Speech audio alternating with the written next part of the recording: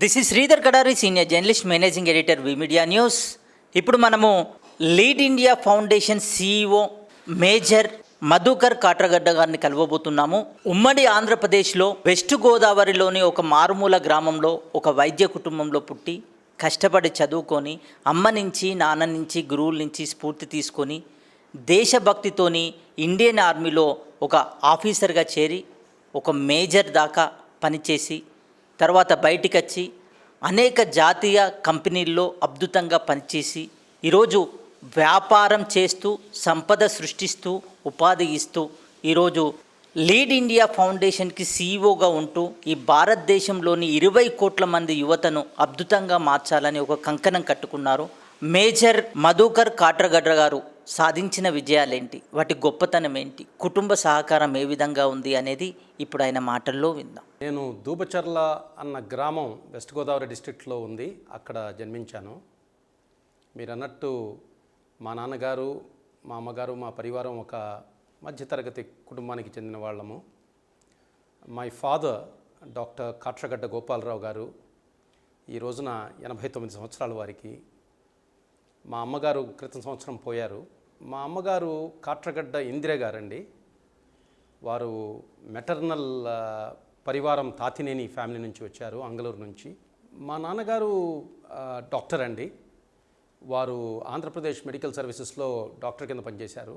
అమ్మగారు house wife అండి. మా నాన్నగారు ఈజ్ అ పర్సన్ హూ ఎపిటమైజెస్, అంటే వారు ఒక నిదర్శనం అన్నమాట. దేనికంటే being ordinary is being extraordinary అన్నదానికి వారు ఒక ప్రూఫ్ అండి, ఒక నిదర్శనం. నేను చిన్నప్పుడు అనుకుంటుంటేవాడిని, మా నాన్నగారు ఏం పెద్ద పనులు చేయలేదు, పెద్ద పనులు ఏం చేయలేదు. Okay, you know he of course retired as a superintendent of a government general hospital. కానీ నాకు మెచ్యూరిటీ రావటం మొదలుపెట్టిన తర్వాత నాకు అర్థమేమైందంటే వారు ఎప్పుడూ వారి రిక్వైర్మెంట్స్ని లిమిట్లోనే పెట్టుకునేవారండి. యాంబిషియస్గా చాలా డిజైర్స్ పెట్టేసేసుకుని ఏదో సాధించేద్దామన్న తపన వారిలో నేను ఎప్పుడు చూడలేదు. కానీ చాలా ప్రిన్సిపల్గా లైఫ్ గడిపారు. ఉద్దేశాలతో వారు ముందుకు వెళ్ళారు. He is from an agricultural background and he was always been connected with his roots అన్నమాట. మేము మచిలీపట్నంలో మా నాన్నగారు ఆర్ఎంఓ కింద పనిచేశారు అక్కడ గవర్నమెంట్ జనరల్ హాస్పిటల్లో. మేము గవర్నమెంట్ క్వార్టర్స్లో ఉండేవాళ్ళం. ఆ రోజుల్లో కూడా ఆయన ఒక బ్రహ్మాండమైన గార్డెనింగ్ చేస్తూ ఉండేవాళ్ళు ఇంటి బయట. మా అందరూ వచ్చి చూస్తుండేవాళ్ళు ఆ గార్డెన్ని. మా దగ్గర బఫెలోస్ ఉండేవి 2. వారు సొంతగా వాటిని క్లీన్ చేయటము, పాలు తీయటము ఇవన్నీ చేస్తుండేవాడు అనమాట. వాటిని బయటికి తీసుకెళ్తాము. నేను అనుకుంటుండేవాడిని ఆ రోజుల్లో, అరే మా నాన్నగారు ఇట్లా ఏం చేస్తున్నారండి, ఈ పనులన్నీ ఏం చేస్తున్నారని చెప్పి. కానీ ఇప్పుడు నాకు మెచ్యూరిటీ వచ్చిన తర్వాత వెనక్కి తిరిగి చూస్తే he led a phenomenally beautiful life, always wanting to be person from the agricultural family and with those roots అన్నమాట. ఈ రోజు కూడా అమ్మగారు చాలా lady with a tremendous amount of persistence అండి. కాన్ఫిడెన్సు, పర్సిస్టెన్సు, ఒకటి చేయాలనుకునే దృఢ సంకల్పం వారి మైండ్లో ఉండటం, పిల్లల కోసం ఏమైనా సాక్రిఫైస్ చేయడానికి తయారై ఉంటాము, బ్రాడ్ మైండెడ్నెస్, ఇవన్నీ మా మదర్ మాకు చాలా సపోర్ట్ చేశారండి. మొట్టమొదట్లో కైకలూరు అన్న గ్రామంలో, నాకు చిన్న టౌన్ అండి కృష్ణా డిస్ట్రిక్ట్లో, అక్కడ నాకు గుర్తుంది స్కూల్కి వెళ్ళటం. ఒక నార్మల్ ప్రైమరీ స్కూలు మా నాన్నగారి హాస్పిటల్ పక్కనే ఉండేది, అంటే గవర్నమెంట్ హాస్పిటల్ పక్కన. అది నాకు కొంచెం గుర్తుంది. వర్నాక్యులర్ లాంగ్వేజ్లో చదువుకున్నాను అక్కడ. మా నాన్నగారు విజయవాడ పోస్ట్ అయ్యారండి. అప్పుడు నన్ను వారు విజయవాడలో మంచి కాన్వెంట్లో జాయిన్ చేద్దాం అనుకున్నారు. కానీ ఆ కాన్వెంట్స్ అన్నీ మా ఇంటికి దూరంగా ఉండే అన్నమాట. అందుకని ఇంటి పక్కనే ఒక ప్రగతి నికేతన్ ఉంటే నన్ను దాంట్లోకి తీసుకెళ్లారు జాయిన్ చేయడానికి. So I studied my first standard in Pragati Niketan, but because I had already done it, చాలా బాగా చేశాను నేను. సో వాళ్ళు నాకు డబుల్ ప్రమోషన్ ఇచ్చి 3వ క్లాస్కి పంపించారు వచ్చే సంవత్సరం. ఆ తర్వాత మా నాన్నగారు విఎస్ఎన్ జాన్స్ హై స్కూల్ అని చెప్పి గన్నవరంలో అప్పుడే మొదలుపెట్టారండి. దాంట్లో నన్ను అడ్మిట్ చేశారు. బాగా దూరంగా ఉండేది స్కూలు, అప్పుడే స్టార్ట్ అయిన స్కూలు. బిల్డింగ్స్ అవి ఉండేవి కావు, హట్స్ ఉండేవి, దాంట్లోనే మేము చదువుకున్నాము. గర్వంగా చెప్పగలను నేను, I was the first batch of VSN John's high school. Saint John's 2018లో వాళ్ళ గోల్డెన్ జూబ్లీ సెలబ్రేట్ చేసుకుందండి, చాలా ఘనంగా చేసుకుంది. అప్పుడు నన్ను పిలిచారు గెస్ట్ కింద, ఇది ఫ్లాగ్ హాయిస్టింగ్కి ఆగస్ట్ 15కి. నేను వెళ్ళి మా స్కూల్తో దాదాపు 50 సంవత్సరాల తర్వాత మాట్లాడే ఒక అవకాశం దొరికింది నాకు. I felt very happy when I saw the progress of the school. And today VSN John's high School ఒక చాలా మంచి స్కూల్ అనమాట ఇది ఆంధ్రప్రదేశ్లోను. అటువంటి స్కూల్లో నేను చదువుకున్నాను. ఇప్పుడు ఏమైందంటే సెయింట్ జాన్స్ నుంచి మా నాన్నగారికి పోస్టింగ్స్ వస్తున్నాయండి ఒక చోట నుంచి ఇంకో చోటకి. సో వారు ఏమనుకున్నారంటే వీడికి ఒక కంటిన్యూస్ ఎడ్యుకేషన్ ఉండాలి, ఎడ్యుకేషన్లో డిస్టర్బెన్స్ రాకూడదు అని చెప్పి ఒక ఆలోచనతో వారు ఎవరో చెప్పారు వారికి సైనిక్ స్కూల్ కోరకొండ అని చెప్పి ఒకటి ఉంది విజయనగరం దగ్గర, గవర్నమెంట్ ఇన్స్టిట్యూషను, చాలా మంచి స్కూలు కానీ చాలా కాంపిటేటివ్ అని చెప్పారు. సో మా నాన్నగారు నన్ను దానికి ప్రిపేర్ చేసి నన్ను సైనిక్ స్కూల్కి పంపించారు. Luckily I got selected and I join the Sainik school, that ఈ Sainik school Korukonda in the year 1971. తర్వాత నాకు 7 సంవత్సరాలు నా ఎడ్యుకేషన్ అంతా సైనిక్ స్కూల్లోనే జరిగిందండి. That was an amazing experience, చాలా మంచి ఎక్స్పీరియన్సు. 1978లో మా స్కూల్ నుంచి నేను నేషనల్ డిఫెన్స్ అకాడమీ ఎగ్జామ్కి వెళ్ళటము, అక్కడ సెలెక్ట్ అవ్వటం జరిగింది. ఆ తర్వాత నేను national defence academy at Khadakwasla, Pune, అక్కడ నా గ్రాడ్యుయేషన్ చేశాను. మాకు ఒకసారి నేషనల్ డిఫెన్స్ అకాడమీలోకి వెళ్ళిపోయిన తర్వాత ఇక మా కెరియర్ సెట్ అయిపోయినట్టే అనమాట మిలిటరీలోకి. సో నేషనల్ డిఫెన్స్ అకాడమీలో నేను ఒక 3.5 సంవత్సరాలు ట్రైనింగ్ తీసుకున్నాను. అందరూ అనుకోవచ్చు ఎందుకు 3.5 అని చెప్పి. అక్కడ ఒక అమోఘమైన ఇన్సిడెంట్ అయింది నాకు, లైఫ్ చేంజింగ్ ఈవెంట్ అనమాట. దానివలన నేను ఒక 6 months ఎడిషనల్గా ట్రైనింగ్ తీసుకున్నాను ఎన్డీఏలో. ఆ తర్వాత నేను ఇండియన్ మిలిటరీ అకాడమీకి వెళ్ళాను డెహ్రాడూన్. అక్కడ ఇంకొక సంవత్సరం ట్రైనింగ్ అయిన తర్వాత కమిషన్డ్ ఆఫీసర్ని అయ్యానండి 1981లో. నేను 1982లో కమిషన్ అయ్యానండి, అంటే ఆఫీసర్ని అయ్యాను. 1982 నుంచి 1994 దాకా నేను మిలిటరీలో కమిషన్డ్ ఆఫీసర్ కింద పనిచేశాను 47 ఆర్మర్డ్ రెజిమెంట్లో. 1994లో నేను ప్రీమెచ్యూర్ రిటైర్మెంట్ వాలంటరీగా తీసుకుని మిలిటరీ వదిలేసి బయటికి సివిల్లోకి వచ్చాను. I was a major in the army and I took my retirement I was a major. ఆర్మీలో మేము చాలా చోట్ల పనిచేసామండి. బబీనా అని చెప్పి ఝాన్సీ దగ్గర ఒక ప్లేస్ ఉంది, అక్కడ ఇనీషియల్గా పోస్ట్ అయ్యాను. ఆ తర్వాత అహ్మద్ నగర్ అని చెప్పి మహారాష్ట్రలో ఇంకో ప్లేస్ ఉంది, అక్కడ పనిచేశాను.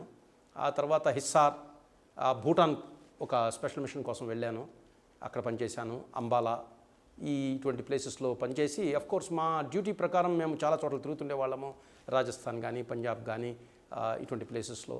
So that was my experience in the army. So నేను 1994 మార్చ్లో ఆర్మీని వదిలేసి బయటకు వచ్చానండి. అప్పుడు తిన్నగా నేను ముంబై వెళ్ళాను. ముంబైలో prestige holiday resorts private limited అన్న కంపెనీలో ఏప్రిల్ నెలలోనే జాయిన్ అయ్యాను. అది ఒక యూరోపియన్ కంపెనీ. ఆ రోజుల్లో మన ఎకానమీ కొంచెం ఓపెన్ అయ్యింది. ఆ ఓపెన్ అయిన పరిస్థితుల్లో వాళ్ళు ఇక్కడికి వచ్చి హాస్పిటాలిటీ ఇండస్ట్రీలో, టూరిజం ఇండస్ట్రీలో వాళ్ళు బిజినెస్ పెట్టుకున్నారు. ఆ కంపెనీలో నేను ఒక సీనియర్ సేల్స్ మేనేజర్ కింద జాయిన్ అయ్యాను. ఒక 1.5 years పనిచేశాను. 1995 డిసెంబర్లో ఆ కంపెనీ నుంచి నేను బయటికి వచ్చేసి నా సొంత చిన్న వర్క్ ఒకటి పెట్టుకున్నాను నేను. ఆ రోజుల్లో నేషనల్ స్టాక్ ఎక్స్చేంజ్ అప్పుడే స్టార్ట్ అయ్యింది. మా మామయ్య గారు మద్రాస్ స్టాక్ ఎక్స్చేంజ్కి ప్రెసిడెంట్గా ఆ రోజుల్లో పనిచేసేవారు. వారికి కొంత అవసరం వచ్చింది అక్కడ, ఎవరో ఒక ట్రస్టెడ్ ఆద్మీ, ఒక మనిషి వారి వర్క్ అక్కడ చేయటానికి. సో నాకు కాల్ చేసి నన్ను అడిగారు. సో నేను తీసుకున్నాను ఆ వర్క్ని. మేము నేషనల్ స్టాక్ ఎక్స్చేంజ్ మీద క్లియరింగ్ సర్వీసెస్ ప్రొవైడ్ చేస్తుండేవాళ్ళం అనమాట. 2 years పట్టింది నాకు ఇది సెటప్ చేయటానికి. 1996, 97 బిగినింగ్ దాకా. 97లో నేను ఆ సెటప్ అంతా చేసేసి మళ్ళీ మా ఇండస్ట్రీలోకి వచ్చాను. అప్పుడు కామత్ హోటల్స్ ఇండియా లిమిటెడ్ అన్న ఒక పెద్ద organisation, they are into hospitality. వాళ్ళు ఆర్కిడ్ ఇకోటెల్ అని చెప్పి ఒక హోటల్ని కన్స్ట్రక్ట్ చేస్తుండేవాళ్ళు ఆ రోజుల్లో. వారి సొంత కంపెనీ ఇంకొకటి కాన్సెప్ట్ హాస్పిటాలిటీ లిమిటెడ్ అని ఉండేది. దాంట్లో నన్ను డైరెక్టర్ మార్కెటింగ్ అండ్ సేల్స్ కింద తీసుకున్నారండి 1997లో. తర్వాత నేను ఒక 3 సంవత్సరాలు వాళ్ళకి ఒక విట్స్ హోటల్ అని చెప్పి అంధేరి ఈస్ట్ ముంబైలో, దానికి మార్కెటింగ్ అండ్ సేల్స్ చేయటానికి నేను రెస్పాన్సిబిలిటీ తీసుకున్నాను. ఒక 3 సంవత్సరాలు ఆ కంపెనీతో ఉంటూ దానికి కావాల్సిన ఫండ్స్ అన్నీ మేము జనరేట్ చేశాము సేల్స్ త్రూ.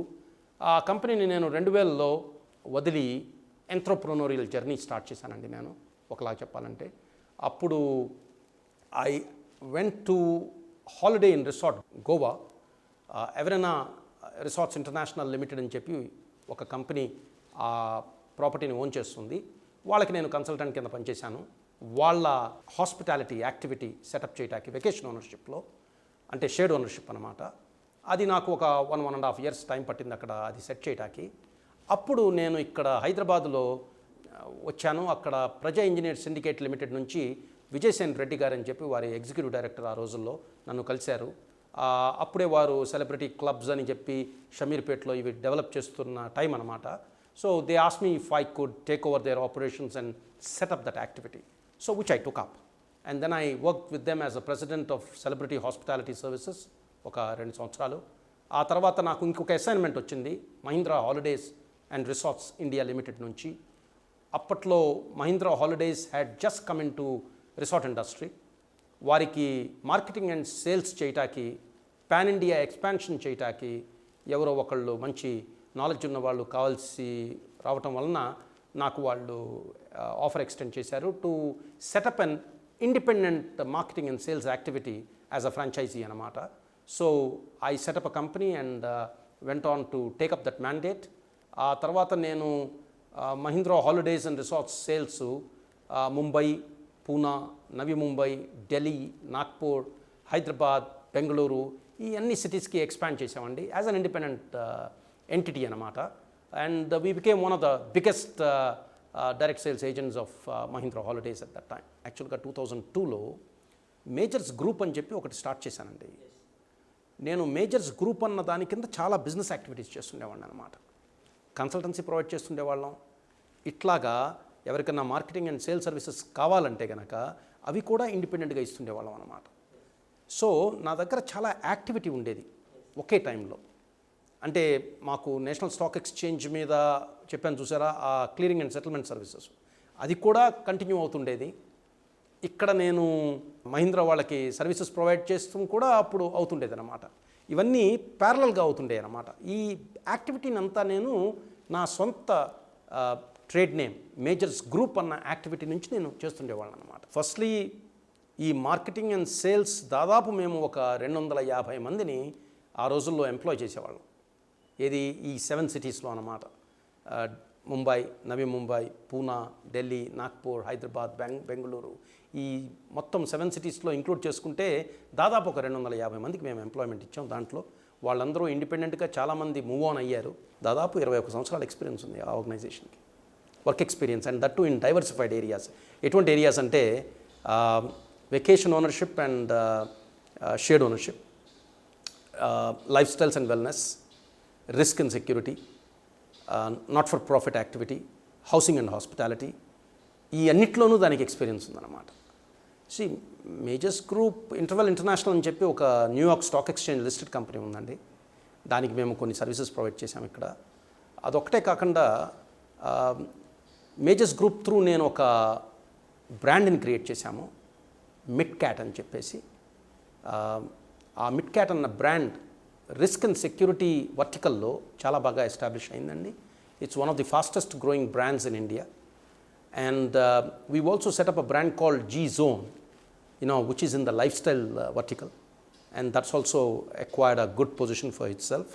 ఈ మధ్యలో మేము మహీంద్రా హాలిడేస్కి కూడా సపోర్ట్ చేశాము. ఈ వర్టికల్స్ అన్నింటిలోకి వెళ్ళి మేము సెటప్ చేసామండి ఇవన్నీ.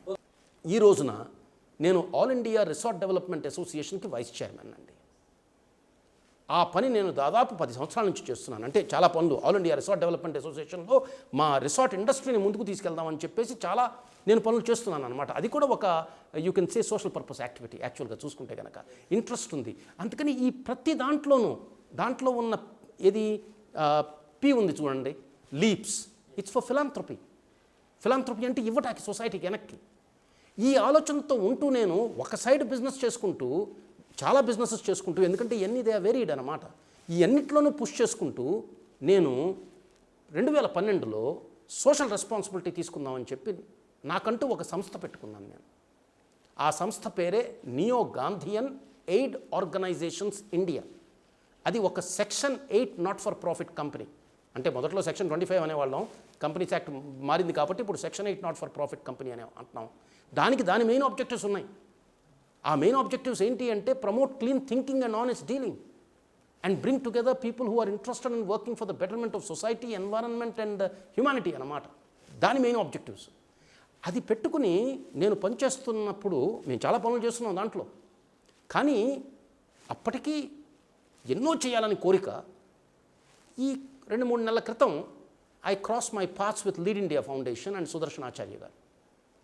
వారు చేసిన పని చూస్తూ క్రితం 40 సంవత్సరాల్లో లీడ్ ఇండియా ఫౌండేషన్ చేసిన పని చూస్తూ క్రితం 17 సంవత్సరాల్లో నాకేమనిపించిందంటే మా థాట్స్ అన్నీ ఒకటే. There is great alignment in the thoughts and that organisation required a driver. ఆ గ్యాప్ కనపడింది నాకు ఆ ఆర్గనైజేషన్లో.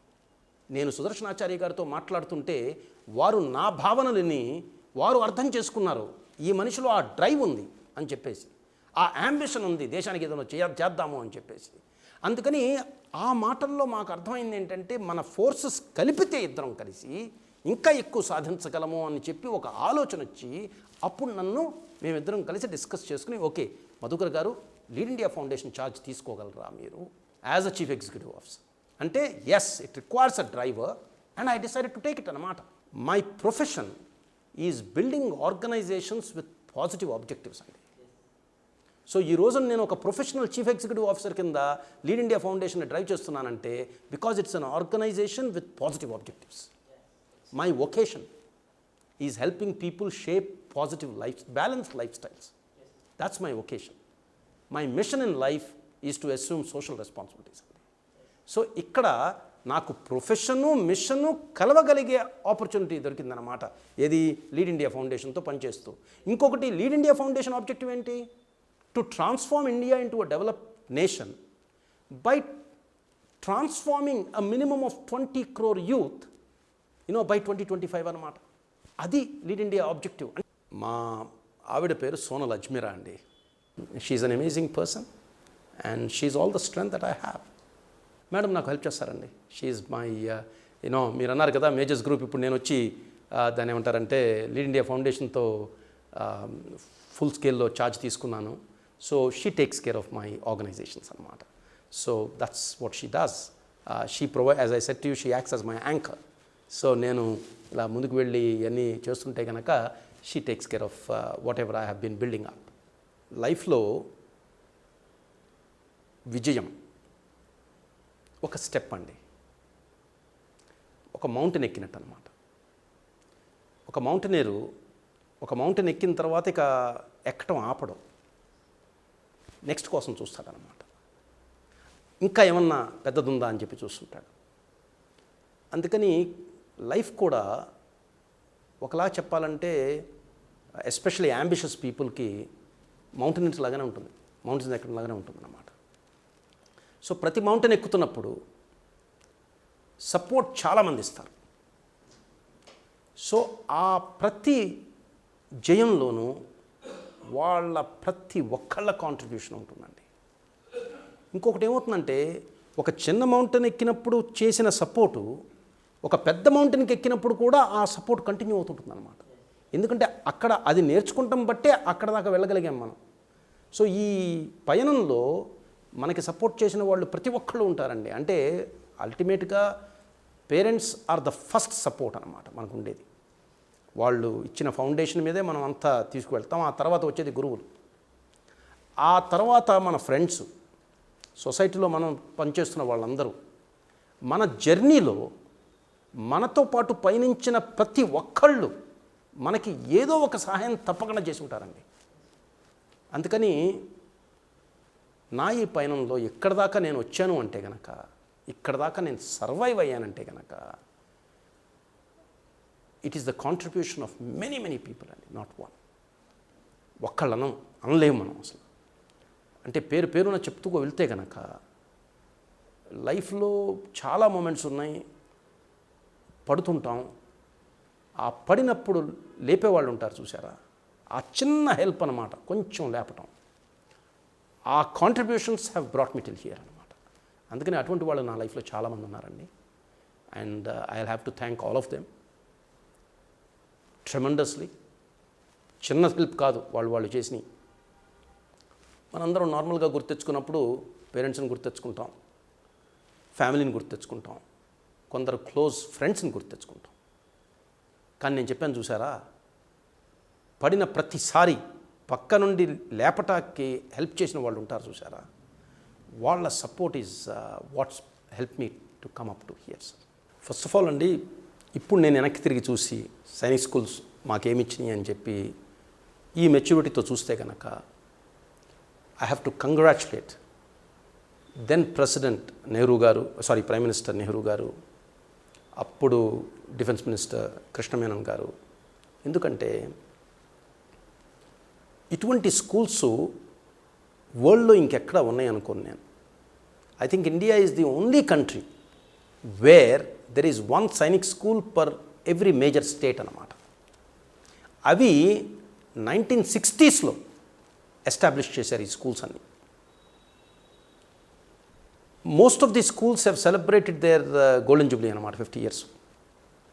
అంటే 1960లో జాయిన్ అయిన వాళ్ళు దాదాపు ఒక 10 బ్యాచెస్ ప్రతి స్కూల్ నుంచి నాలాగా రిటైర్మెంట్ వచ్చేసి ఇప్పుడు రిటైర్డ్ అయ్యి ఈ ఏజ్ గ్రూప్లో ఉన్నారన్నమాట. వీళ్ళల్లో చాలామంది, మెజారిటీ ఆఫ్ ది పర్సంటేజ్ నాలాగనే థింక్ చేస్తారు. ఎందుకంటే 9 సంవత్సరాలు 10 సంవత్సరాల నుంచి కూడా దేశ రక్షణ అన్న ఒక్క భావన వారిలో బాగా నాటుకుపోయింది అన్నమాట. భావన ఈ అన్ని స్కూల్స్లోనూ దాదాపు ఒక 20% డిఫెన్స్ సర్వీసెస్లోకి వెళ్ళిపోయారండి. ఒక 80% బయటకు వచ్చారన్నమాట ఈ సైనిక్ స్కూల్స్ నుంచి. ఆ 80% కూడా ఆ స్కూల్ ఇచ్చిన ట్రైనింగ్ వలన చాలా ఎథికల్గా, నార్మల్గా వాళ్ళల్లో ఆ ఎథిక్స్, క్యారెక్టర్, ఇంటెగ్రిటీ చాలా బలంగా ఉంటాయి అన్నమాట.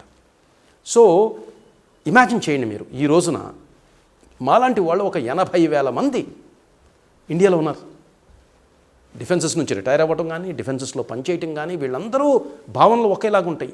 ఎందుకంటే 7 సంవత్సరాలు ఈ స్కూల్స్ అన్ని టైం పీరియడ్లో వాళ్ళని ట్రైన్ చేసినాయి అన్నమాట. ఆ మోస్ట్ ఇన్ఫ్లుయెన్సబుల్ ఇయర్స్లో ఈ లీడర్షిప్ క్వాలిటీసు, స్టడీస్ ఉండేవి మాకు, బట్ స్టడీస్ ఫర్ సెకండరీ అన్నమాట. మాకు more important was character building. So ప్రతి ఒక్కళ్ళు చాలా మంచి స్ట్రాంగ్ క్యారెక్టర్స్ అయి బయటకు వస్తారండి ఈ స్కూల్స్ నుంచి. So these schools are actually speaking a phenomenal, I would call it assets of India Sainik schools. Of course ఇంకా మిలిటరీ స్కూల్స్ ఉన్నాయి. ఐ విష్ ప్రతి డిస్ట్రిక్ట్కి ఒక స్కూల్ ఉంటే బాగుంటుంది, ప్రతి మండలికి ఒక స్కూల్ ఉంటే ఇటువంటిది ఇంకా చాలా బాగుంటుంది అని చెప్పేసి నా ఒక ఆలోచన అనమాట. So my experience in Sainik school has been amazing. We're all one. అట్లాగే మేము పెరిగాము. Education has been phenomenally good. ఆ తర్వాత training is extremely good, life style is very good, and the kind of opportunities we all got is amazing అనమాట. అందుకని Sainik school life is one of the best things that has happened in my life. అఫీషియల్గా ఒక దాదాపు 250 ఎకరాలండి మా school అఫీషియల్గా, కోరుకొండ.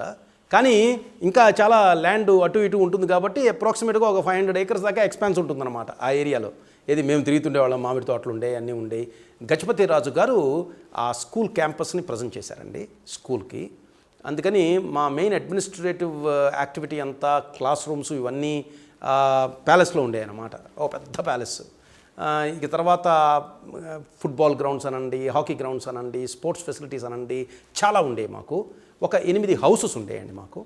అంటే houses అంటే those are the buildings which accommodate the students అనమాట. హౌసెస్ వాళ్ళకి పేర్లు ఇచ్చేవాళ్ళం. మా రెసిడెన్షియల్ ఏరియా అనమాట అది. ఈ 8 హౌసెస్లోనూ 4 సీనియర్ హౌసెస్ ఉండేవి, 4 జూనియర్ హౌసెస్ ఉండేవి. సో జూనియర్ హౌసెస్ పేర్లేమో పల్లవ, కాకతీయ, పాండ్య, మౌర్య. నేను మౌర్య హౌస్లో ఉండేవాడిని. ఆ సీనియర్ హౌసెస్ అన్నవి గజపతి, చాళుక్య, గుప్త, మొఘల్. సో ఇవి 4 సీనియర్ హౌసెస్, అవి 4 జూనియర్ హౌసెస్ అనమాట. నేను జాయిన్ అయినప్పుడు ఇట్లా ఉండే. అంటే ఈ పేర్లని ఒకలా చెప్పాలంటే మేము మిలిటరీలో ఉన్నాం కాబట్టి, మిలిటరీలో అంటే సైనిక్ స్కూల్లో జాయిన్ అయ్యాం కాబట్టి, ఒకలాగా చూసుకుంటే ఈ డైనాసిటీస్ అన్నీ ఉన్నాయి చూసారా. మౌర్య, గుప్త, గజపతి, మొఘల్, కాకతీయ, ఆ పేర్లు గుర్తు తెచ్చుకుంటేనే ఆ హిస్టరీ వచ్చేస్తుంది మైండ్కి. హిస్టరీ ఈజ్ వెరీ ఇంపార్టెంట్, ఎందుకంటే అది మోటివేట్ చేస్తుంది అనమాట. So the purpose of naming those houses that way is to ensure that every child thinks of that history. Motivate చేసుకుంటాం అనమాట ఒకరినొకరు. మేము మా యాన్యువల్ జనరల్ మీటింగ్స్కి వాటికి వెళ్తుంటామండి స్కూల్కి. మా స్కూల్ గోల్డెన్ జూబ్లీ ఫంక్షన్కి కూడా నేను అటెండ్ అయ్యాను. ఆ తర్వాత 2018లో మా బ్యాచ్ ఒక గెట్ టుగెదర్ చేసుకుంది స్కూల్లో.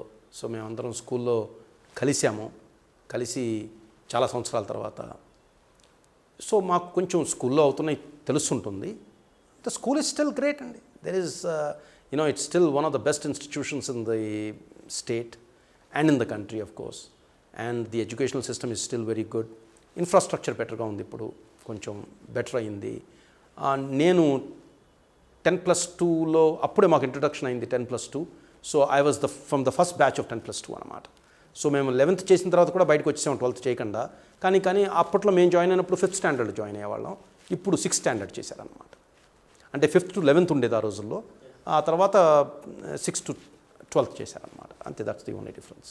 కోరుకొండ అండి, విజయనగరం దగ్గర ఉంటుంది. విజయనగరంకి ఒక 14 కిలోమీటర్ల దూరం, కొత్త వలస దారి మీద. School responsibility is to give good education and help the students become independent in being able to take the right decision for themselves. Agree చేస్తారు కదా, that is the objective of a school అన్నమాట. I will say that to a reasonable extent our school has helped us in becoming that. But thereafter, it is the individual's capability which takes him into the future. So obviously ఆ స్కూల్లో చదువుకున్నాను నేను, నాకు ఆ capability Sainik school కోరుకొండే ఇచ్చింది. So it has performed its responsibility where I was concern. National defence academy, it's actually a cradle for leadership అనమాట. అంటే లీడర్స్ని తయారు చేసే ఒక క్రెడిల్, దానికి ఇచ్చిన ట్యాగ్ లైన్ నేషనల్ డిఫెన్స్ అకాడమీకి. సో అక్కడ మమ్మల్ని మేమంతా గ్రాడ్యుయేషన్ చేస్తామండి అక్కడ. It's a joint services training academy అనమాట. అంటే అక్కడ జాయిన్ అయినప్పుడు మేము మా చాయిసెస్ బట్టి, వేకెన్సీస్ బట్టి ఆర్మీ కానీ, నేవీ కానీ, ఎయిర్ ఫోర్స్ కానీ దేంట్లో ఉన్నా ఉండొచ్చు, మనం ముగ్గురం కలిసి ట్రైన్ అవుతాం అన్నమాట.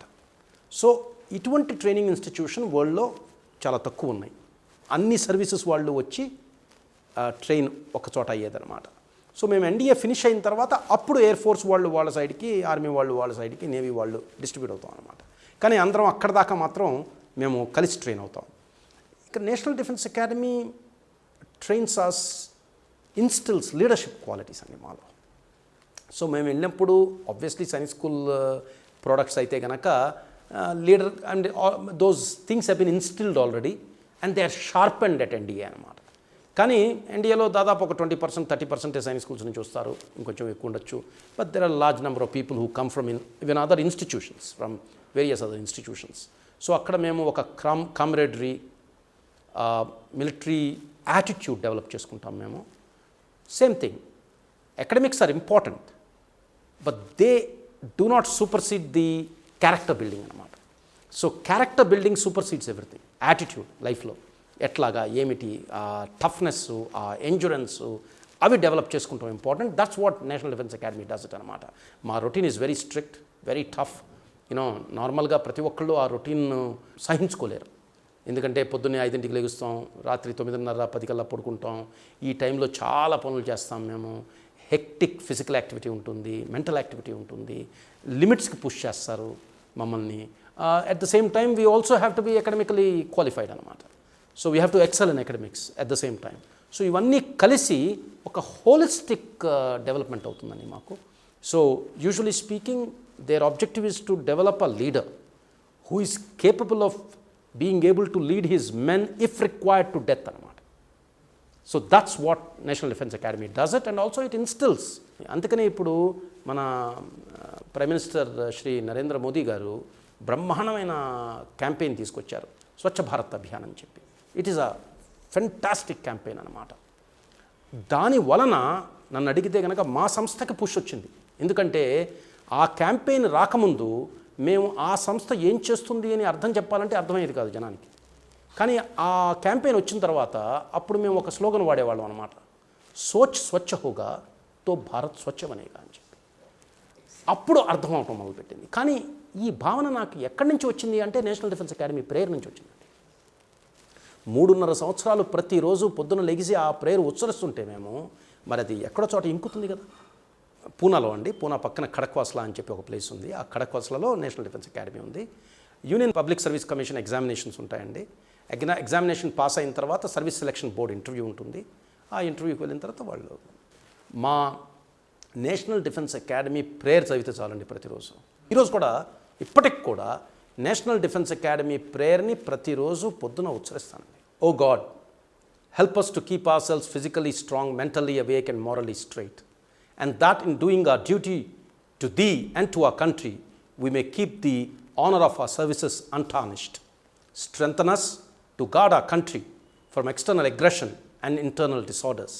Awaken our admiration for honest dealing and clean thinking, and guide us to choose the harder right instead of the easier wrong. Kindle our hearts with fellowship for our comrades at arms and with loyalty for the men that we command. Endow us with the courage that is born of the love of what is noble and which knows no compromise or retreat when truth and right are in peril. Grant us new opportunities of service to thee, to our country, and to the men we lead, and ever help us to place such service before self. Every day నేను చదువుతానండి. ఈ sentence ఒక్కొక్కటి మీరు చదువుతుంటే this is just not applicable for a military వాళ్ళండి. This is applicable for every conscious citizen. ఒక్కసారి మీరు ఏమంటుంది అది? Guard our country from external aggression or internal disorders అంటుంది. ఇప్పుడు మనం ఫండమెంటల్ డ్యూటీస్ చదువుకుంటే కాన్స్టిట్యూషన్లోది, ఆ ఫండమెంటల్ డ్యూటీస్లో ఇవన్నీ వస్తాయండి. Awaken or admiration for honest dealing and clean thinking అంటుంది. నేను పెట్టిన సంస్థ, ఇందాక అన్నాను మీతో, main objective is to promote clean thinking and honest dealing. ఎక్కడి నుంచి తీసుకున్నాను నేను? ఎన్డీఏ ప్రేయర్ నుంచి తీసుకున్నాను. Soldiering is a way of life అండి. ప్రతి ఒక్కళ్ళు చేయలేరు. సో ఫస్ట్ ఆఫ్ ఆల్ ఎవరైతే ఆర్మీలో జాయిన్ అవుదాం అని చెప్పి వెళ్తారో వాళ్ళు మిగతా వాళ్ళకంటే ఎంతో కొంత డిఫరెన్స్ వాళ్ళల్లో డెఫినెట్గా ఉందన్నమాట. పాజిటివ్నెస్ వాళ్ళల్లో, ఆ పాజిటివ్ డిఫరెన్స్ ఎక్కడ ఉందన్నమాట. అందుకనే వాళ్ళు ఆర్మీని చూస్ చేసుకుని వెళ్తారు, అంటే మిలిటరీని చూస్ చేసుకుని వెళ్తారు అన్నమాట. ఆ చూస్ చేసుకున్న వాళ్ళని ఈ army systems and processes character build చేస్తుందండి. ఇప్పుడు చెప్పాను చూసారా, సర్వీస్ బిఫోర్ సెల్ఫ్ అన్న భావనని ప్రతి ఇండివిజువల్లో తీసుకొస్తుంది. This is all in the army systems and processes అన్నమాట. ఎందుకంటే ఈ ఆర్మీ అన్నది one of the oldest professions అండి. మిలిటరీ అన్నది, మిలిటరీలో జాయిన్ అవ్వాలి, ఒక సక్సెస్ఫుల్ సోల్జర్గా ఉండాలి అంటే కనుక sacrifice, willing to sacrifice, being prepared to sacrifice is the ultimate భావన. ఆ థాట్ ఉంటేనే అక్కడ చేయగలరు అన్నమాట. సో ఆర్మీలోకి ఫస్ట్ ఆఫ్ ఆల్ వెళ్ళిన తర్వాత కొంతవరకు తయారై ఉంటారు మెంటల్లీ, కానీ వెళ్ళిన తర్వాత మాత్రం అక్కడ ఉన్న సిస్టమ్స్ అండ్ ప్రాసెసెస్ అన్నీ కూడా దేశభక్తి, దేశానికి సేవ చేసే భావన, మన జీవితాన్ని త్యాగం చేయాలంటే దాని గురించి జంకకుండా చేసేసే ఒక యాటిట్యూడ్ని కలగజేస్తుంది అన్నమాట. So that is the greatness of army అండి. To be able to be prepared to give up their lives for the nation. అంటే నేషన్లో ఉన్న వాళ్ళ కోసం, మన కాన్స్టిట్యూషన్ని ప్రొటెక్ట్ చేయడానికి కోసం వాళ్ళు ఎప్పుడు తయారై ఉంటారన్నమాట. ఆర్మీకి చాలా ట్రైనింగ్ సెంటర్స్ ఉన్నాయండి అసలు యాక్చువల్గా. ఎందుకంటే మీరు మిలిటరీ అంటే కనుక ప్రతి కోరు, ఆర్మీ చాలా పెద్దదండి, చాలా డివిజన్స్ ఉంటాయి. సో ఆఫీసర్స్కి ట్రైనింగ్కి సెపరేట్ ఇన్స్టిట్యూషన్స్ ఉన్నాయి, అకాడమీస్ ఉన్నాయి. అదర్ ర్యాంక్స్కి వీళ్ళకి సెపరేట్ ఇన్స్టిట్యూషన్స్, అంటే మన ప్రతి రెజిమెంట్కి వాళ్ళ సెంటర్స్ ఉంటాయన్నమాట. సో ఆ సెంటర్స్లో సోల్జర్స్ని తయారు చేస్తుంటారు. మిలిటరీ ఆఫీసర్స్ అనుకోండి, సపోజ్ ఆర్మీలో జాయిన్ అయ్యే మిలిటరీ ఆఫీసర్స్ అయితే కనుక Indian military academy, officers training academy, ఇక్కడ నుంచి కమిషన్ అవ్వచ్చు అనమాట. సో ఆఫీసర్స్ ట్రైనింగ్ అకాడమీ అయితే కనుక షార్ట్ సర్వీస్ కమిషన్ ఆఫీసర్స్ అంటారు. అదే కనుక ఇండియన్ మిలిటరీ అకాడమీ నుంచి వచ్చేవాళ్ళు అయితే కనుక PRC, permanent regular commission officers అంటారు. సో ఇది ఉన్న డిఫరెన్సు. నేను సెకండ్ లెఫ్టినెంట్గా కమిషన్ అయ్యానండి. 47 ఆర్మర్డ్ రెజిమెంట్లో కమిషన్ అయ్యాను. 11 సంవత్సరాలు పనిచేశాను. 1982లో కమిషన్ అయ్యాను డిసెంబర్లో. 1994 మార్చ్లో I took premature retirement voluntarily. So second lieutenant to major. Amazing అండి. ఐ మీన్ దాన్ని ఏమంటారంటే I miss that life nicely. It's an amazing, as I said, it's a lifestyle of its own. Very disciplined, a lot of friends around, brotherhood, fraternity, gives you opportunity to travel to a lot of places. నేను ఒక tank drive చేయటం అంటేనే ఒక exciting experience అది. అటువంటి ఒక tank స్క్వాడ్ని command చేయటం అంటే కనుక you can imagine what kind of experience it is.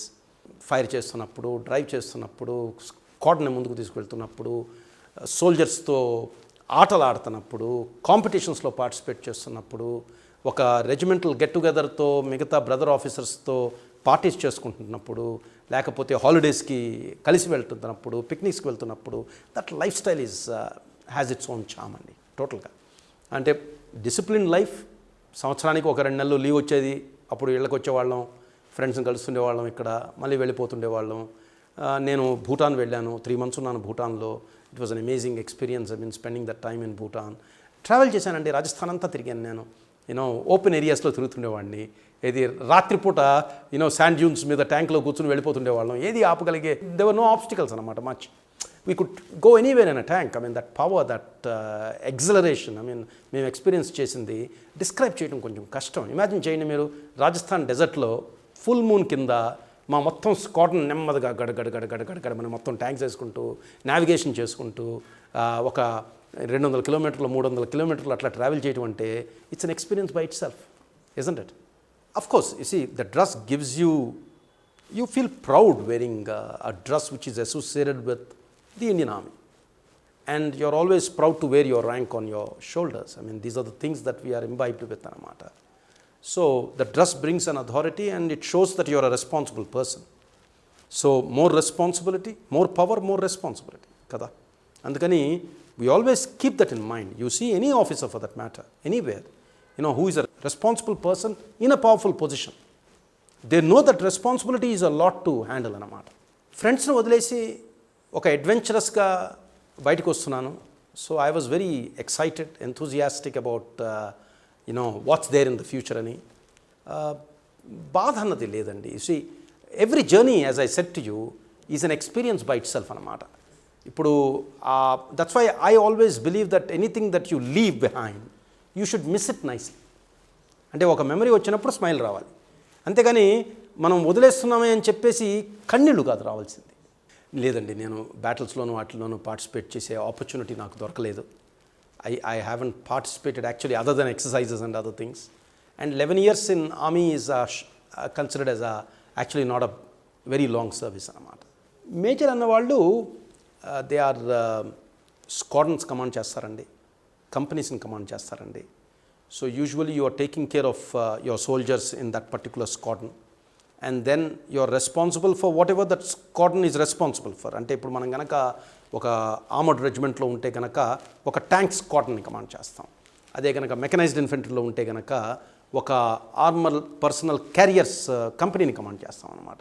ఇన్ఫెంట్రీలో ఉంటే you are commanding a company of infantry soldiers అనమాట.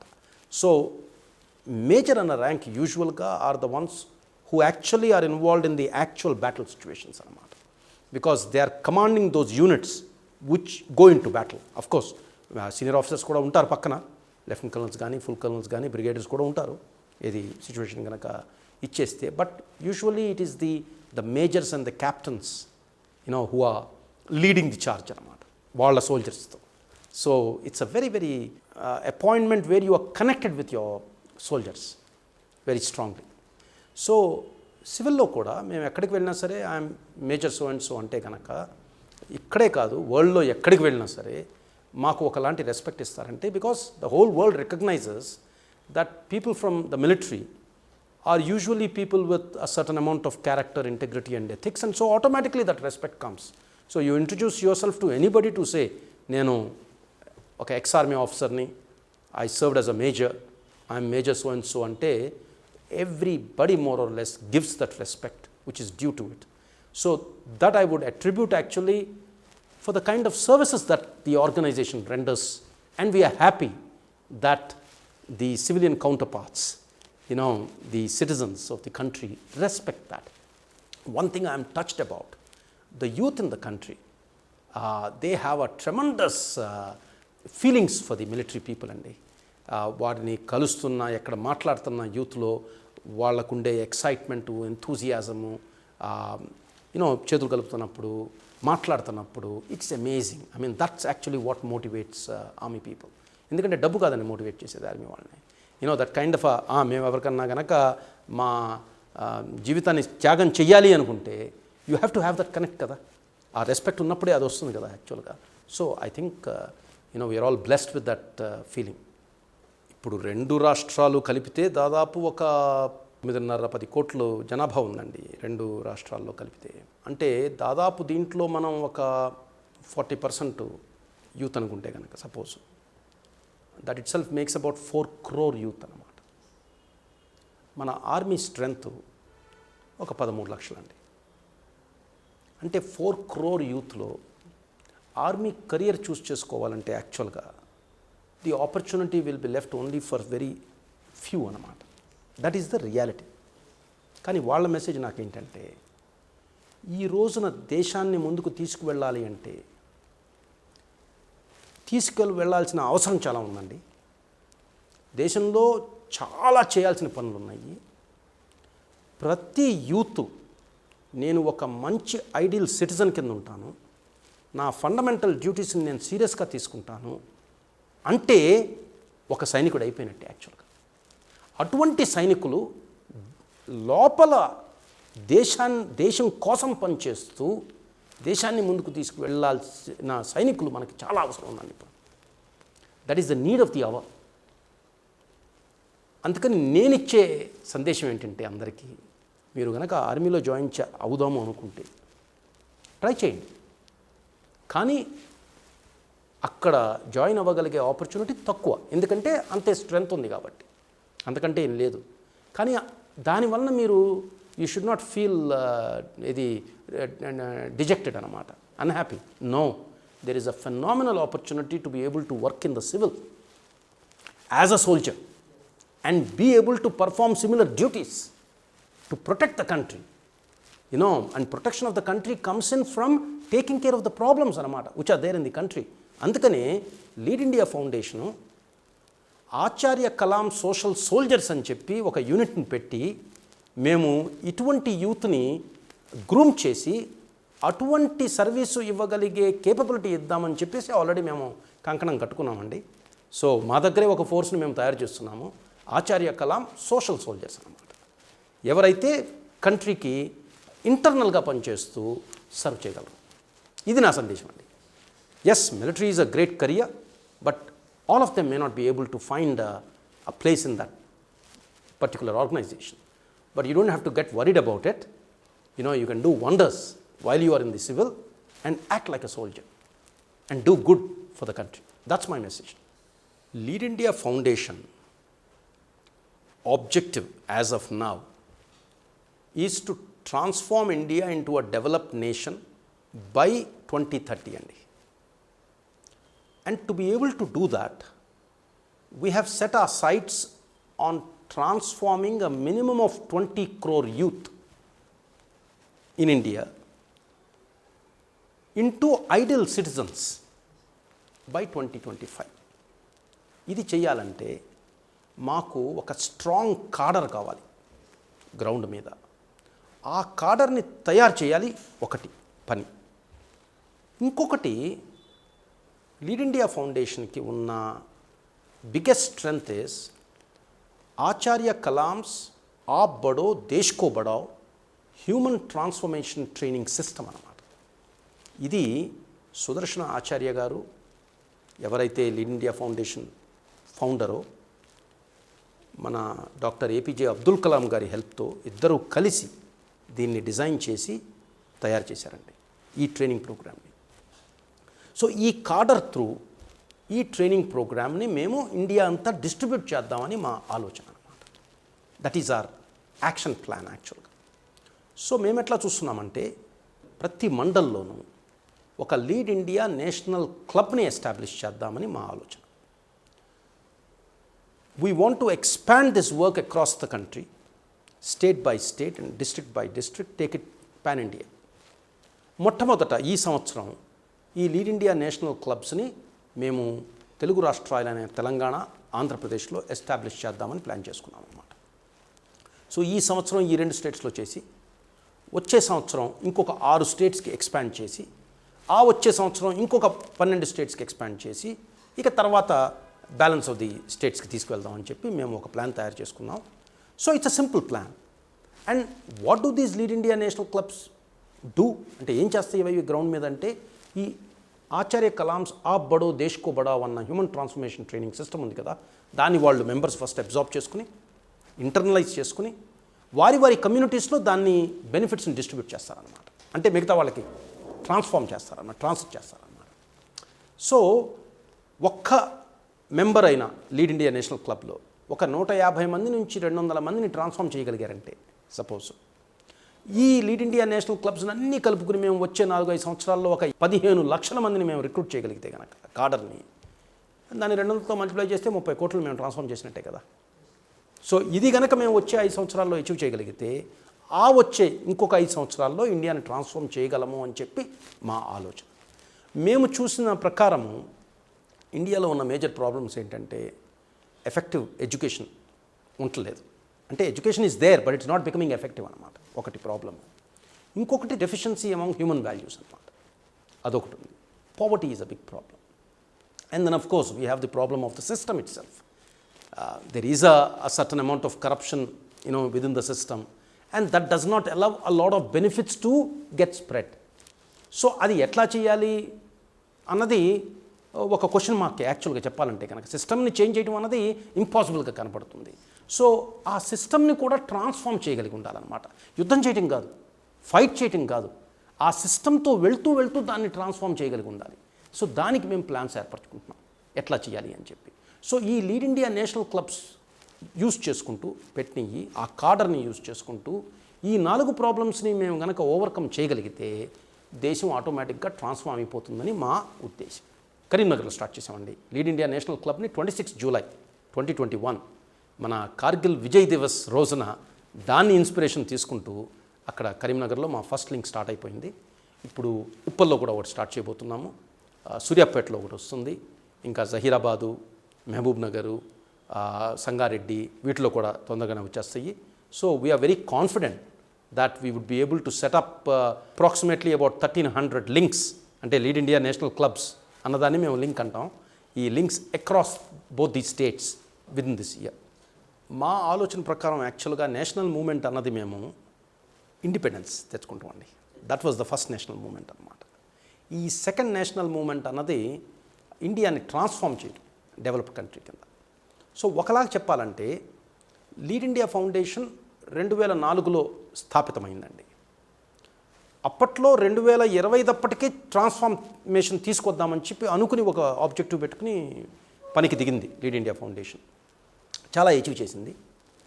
మేము ఎట్లా చూస్తున్నామంటే ఈ కోవిడ్ వచ్చింది చూడండి 2020లో. Covid is a era changing moment అన్నమాట. It has change the attitudes of people. ఈ work from home, work from anywhere ఇటువంటి కాన్సెప్ట్స్ ఇప్పుడు వచ్చేసినాయి. So this 2020 year is a watershed year మాకు.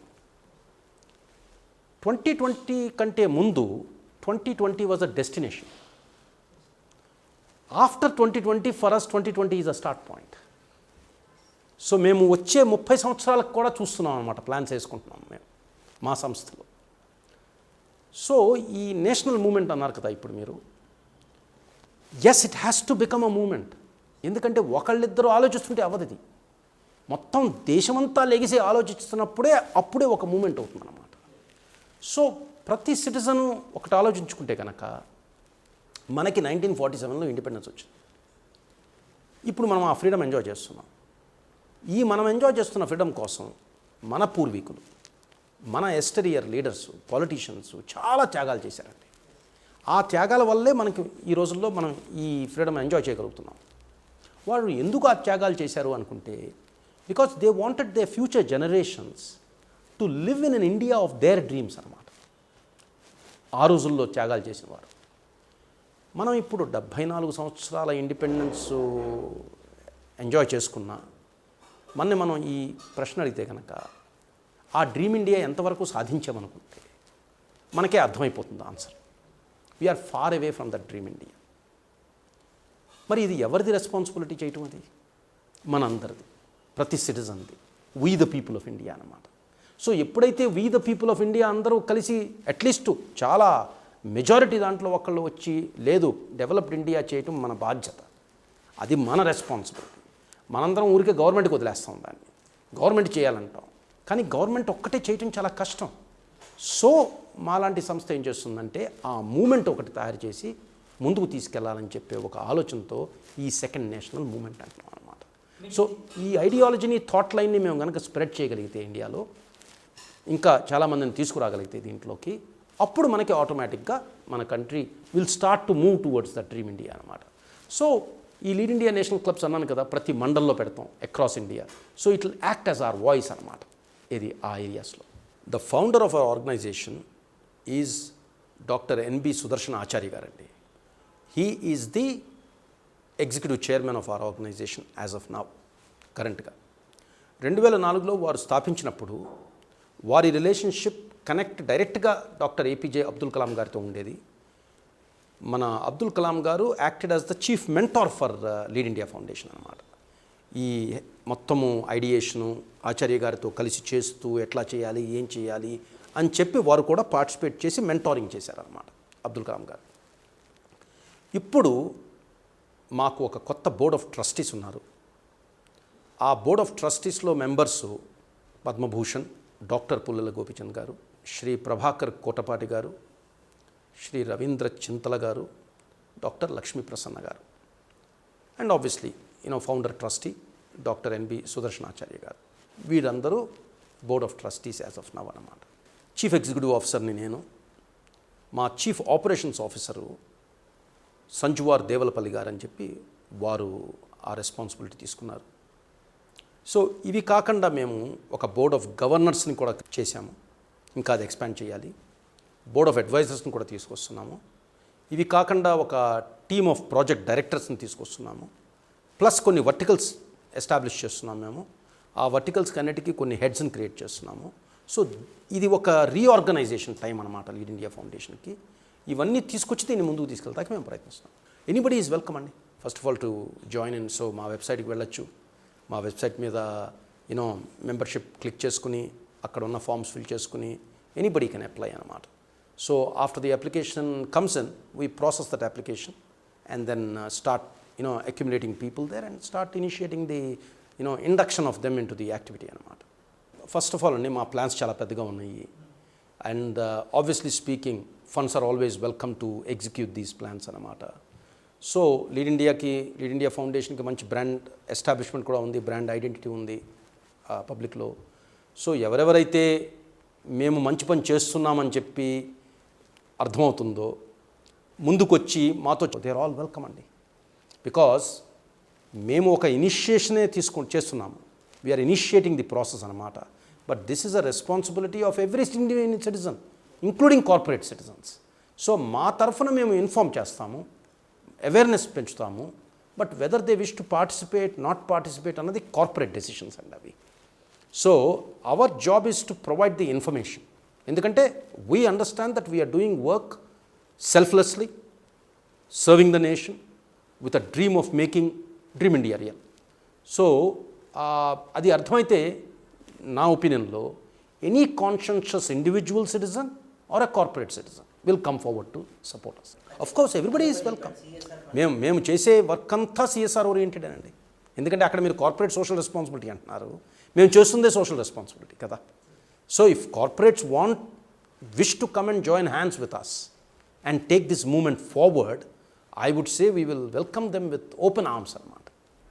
I mean, in fact, we request them, as a corporate citizen of the country, please join hands with us. The more who come forward to join hands, that much more stronger we become. So we need them. He is passionate about it, Andy. That's the strength that he has. And he has immense amount of energy and drive, commitment, dedication and determination to achieve this objective. Mana Dr. N.B. Sudarshan Acharya garu, ma founder, he has all these strengths anamata. So that's what he brings, and then he brings that selfless service to the organization. So those are his strengths that he has extended to our organization. Unimaginable, phenomenal. Kalam garu oka visionary andi. వారు ఆ విజన్ని మాకు చూపెట్టారు, అది చెయ్యాలన్న ఒక inspiration ఇచ్చారు. నేను వారి ఒక కోట్ చెప్తాను మీకు. all of us are born with a divine fire in us.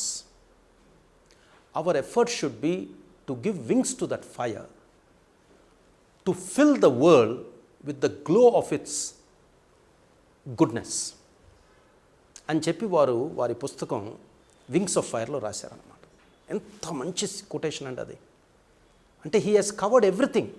He has said that each one of us is unique. Each one of us has a fire in us. And what we should do is give wings to that fire అనమాట. అంటే spread it. And to do what? Fill the world with the glow of its goodness.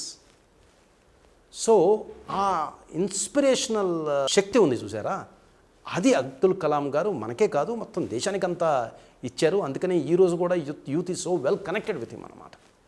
So వారు ఈ సంస్థని ఇట్లా mentor చేయటము, ఈ direction setting చేయటం వల్లనే ఇక్కడ దాకా ఈ సంస్థ వచ్చిందండి. లేదండి, నేను కలవలేదు, కానీ నేను institute of armament technology which is a defence research development ఆర్గనైజేషన్లో ట్యాంక్ టెక్నాలజీ చేశాను నేను. So that is the closest connect I had with Abdul Kalam గారు. డిఆర్డిఓ అండి, ఇట్స్ అంటే defence research development organisation institute అనమాట. Institute of armament technology. అక్కడ నేను tank technology course చేశాను. ట్యాంక్ అంటే ఆర్మడ్ కోర్ అండి, కవచిత్ కోర్ అంటాం. కవచిత్ కోర్ అంటే చిన్నగా చెప్పాలంటే కనుక, ఇప్పుడు కవచం వేసుకుంటూ ఉంటుంది చూసారా, ఎవరైతే కవచం వేసుకుంటారో వాళ్ళకి కాన్ఫిడెన్స్ వస్తుంది, మమ్మల్ని ఏది కొట్టలేదు అని చెప్పేసి, మేము ఆపేయగలం దీన్నంతా అని దూసుకు వెళ్ళిపోతారనమాట. సో అలాగే ట్యాంక్స్ కూడా it is basically a vehicle with armour అనమాట. ఆర్మర్ ప్రొటెక్షన్ అంటే కవచం ఇచ్చారు దానికి. ఆ కవచం ఇవ్వటం వలన దాని వెయిట్ పెరిగిపోతుంది బాగా. ఆ వెయిట్ పెరిగిపోయి కొంచెం స్లోగా మూవ్ అవుతుంది మిగతా వెహికల్స్తో కంపేర్ చేస్తే, కానీ అంత వెయిట్కి చాలా స్పీడ్గా మూవ్ అయినట్టే. ప్లస్ చాలా పెద్ద ఇంజిన్ కావాలి దానికి మూవ్ చేయాలంటే. ఇంకొకటి, ఎటువంటి టెరైన్లో అన్నా వెళ్ళగలిగే శక్తి ఉండాలి ట్యాంక్కి. రోడ్ల మీద ఏం కాదు, యూనో క్రాస్ కంట్రీ కానీ ఏమైనా చిన్న చిన్న రివర్స్ కానీ అటువంటి ఏమైనా వచ్చినా, గోడలు వచ్చినా దూసుకుని వెళ్ళిపోవాలన్నమాట. సో దానికి అందుకనే ట్రాక్స్ ఉంటాయి, you know. So it's a very technically well designed weapon system ఒక ట్యాంకు. ఆటోమోటివ్స్ ఉంటాయి దాంట్లో, గన్ స్టెబిలైజేషన్ సిస్టమ్స్, గనరీ ఆస్పెక్ట్స్ ఉంటాయి, రేడియో ఆస్పెక్ట్స్ ఉంటాయి. ఇవన్నీ కలిసి పనిచేస్తాయి అన్నమాట ఒక ట్యాంక్ని ముందుకు తీసుకెళ్తాకి. అందుకని ఒక ట్యాంక్లో క్రూ అంటారు, ట్యాంక్ క్రూ, ముగ్గురు కానీ నలుగురు కానీ ఉంటారు. కొన్ని ట్యాంక్స్లో ముగ్గురు పనిచేస్తారు, కొన్ని ట్యాంక్స్లో నలుగురు పనిచేస్తారు అన్నమాట. ముగ్గురు పనిచేసే ట్యాంక్స్లో ఒకళ్ళు గన్నర్ ఉంటారు, ఒకళ్ళు డ్రైవర్ ఉంటారు, ఒకళ్ళు కమాండర్ ఉంటారు అన్నమాట. ఇప్పుడు నలుగురు పనిచేసే ట్యాంక్స్లో ఒక లోడర్ అంటారు, లేకపోతే ఒక ఆపరేటర్ అంటారు, యూనో ఒక నాలుగో మనిషి ఉంటాడు అనమాట. సో ఈ ట్యాంక్ అన్నది యుద్ధం వచ్చినప్పుడు అందరికంటే ముందెళ్తుందండి, ఎందుకంటే కవచం ఉంది కాబట్టి. సో ఇక మన మీద ఎనిమీ అటాక్ చేసినా సరే అందరికంటే ముందు చొచ్చుకుపోయేది ట్యాంక్ అన్నమాట. సో దానికి మొబిలిటీ ఉంటుంది. మేము షాక్ యాక్షన్ అంటాం. షాక్ యాక్షన్ అంటే కనుక ఒక సోల్జర్ ముందు, శత్రువు సోల్జర్ నుంచునుంటే మన వస్తున్న భీకరంగా ముందుకు వెళ్తున్న ట్యాంకును చూసే దడుచుకుని పారిపోవాలన్నమాట. దాన్ని షాక్ యాక్షన్ అంటాం మేము. అసలు ట్యాంక్స్ వచ్చేసినాయి అంటే కనుక వణికిపోతారన్నమాట జనం. ఎందుకంటే ఒకటి, మా గన్ను దాదాపు 2 కిలోమీటర్ల దాకా పాయింట్ బ్లాంక్ మేము కన్సిడర్ చేస్తాం అనమాట. 2 కిలోమీటర్స్ డిస్టెన్స్ని.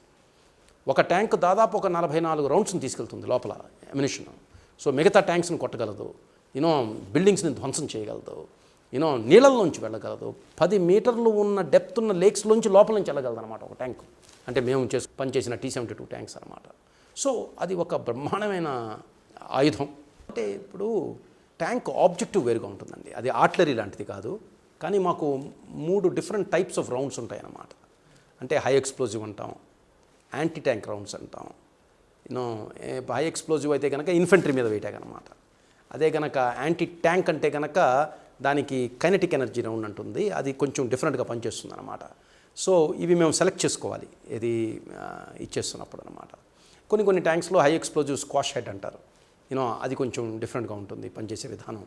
సో ఇవన్నీ ఏరియా ఒక 9 కిలోమీటర్ల దాకా మేము ఫైర్ చేయగలమండి. అంటే మేము ఫైర్ చేసిన బాంబు 9 కిలోమీటర్ల దాకా వెళ్ళగలదన్నమాట. అంటే అది మాకు యాక్చువల్గా మేము యూజ్ చేయం అట్లా.